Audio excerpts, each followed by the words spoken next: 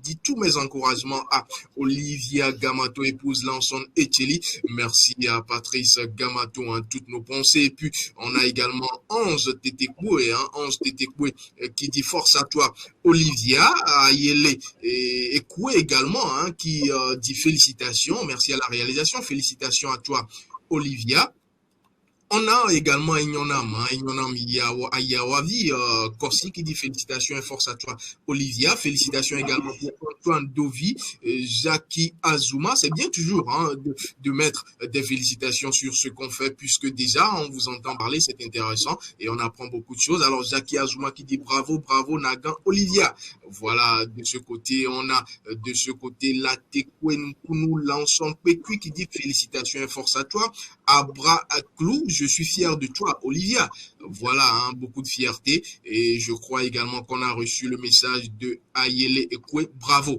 Voilà pour l'essentiel des messages reçus jusqu'ici en ce qui concerne l'intervention de Dame Gamato Olivia Akpedie. Je rappelle qu'elle est psychologue clinicienne, mais également psychothérapeute. Elle dirige donc ce cabinet de psychologie clinique Mieux-être. Alors, je vais m'intéresser peut-être avant justement de parler de ce cabinet et d'aller dans le sens de savoir pourquoi sa création. Vous avez parlé également de thérapie individuelle, vous avez parlé de thérapie familiale et de couple. J'ai envie de savoir, Olivia, dans quelles circonstances est-ce que vous recevez par exemple un couple qui vient à vous ou une famille entière? Est-ce que ça se passe la consultation clinique par exemple en groupe ou ça sera au cas par exemple? Par exemple, nous pouvons recevoir une personne. Je donne l'exemple d'une femme, par exemple.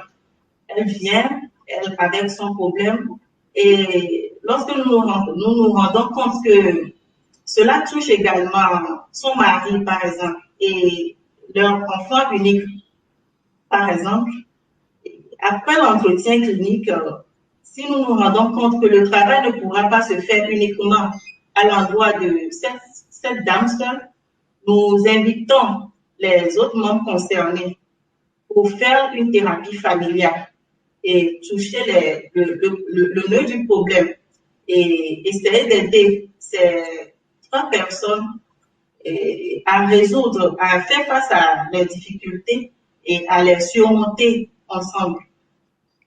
Et donc, nous recevons bien sûr les 3 personnes individuellement d'abord pour écouter chacun et après nous les regroupons pour faire la thérapie familiale. Il en est de même pour d'autres personnes également qui ne sont pas forcément en famille ou bien qui ne sont pas forcément des parents.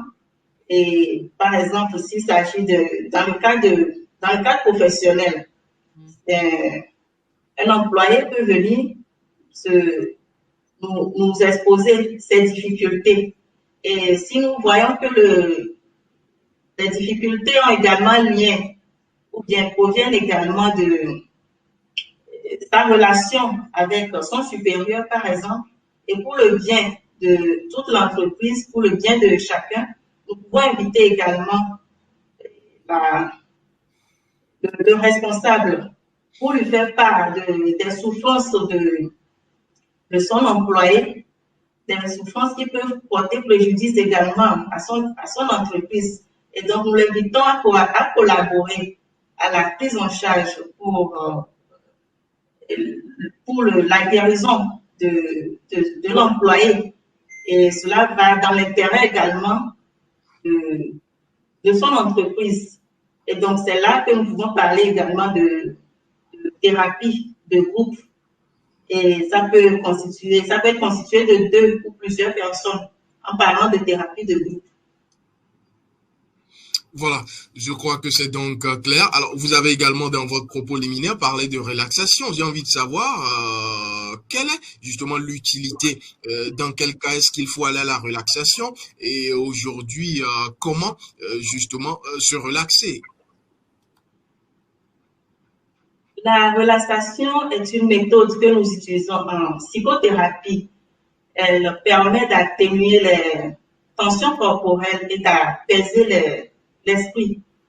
En effet, l'être humain, l'organisme humain est fortement soumis au stress et cela entraîne des douleurs au niveau des muscles ou au niveau de l'estomac, des céphalées également et l'altération même du rythme cardiaque. Il y a donc beaucoup de personnes qui se plaignent de fatigue et de contraction et souhaitent s'en libérer.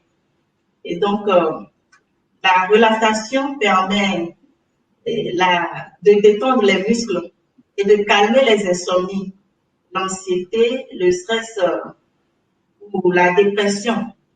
Elle peut être même associée avec une musique apaisante. C'est une pratique qui a une fonction thérapeutique. Cela permet de réduire le taux de cortisol, qui est l'hormone de stress, tout en stimulant la libération des endorphines qui ont des vertus calmantes et analgésiques. Analgésiques, c'est-à-dire c'est comme l'effet des produits antidouleurs. Et c'est une bonne chose pour nous en tant que psychologues parce que nous ne sommes pas autorisés à prescrire des médicaments. Ce sont uniquement les psychiatres qui sont habilités à le faire parce qu'ils ont justement fait la médecine avant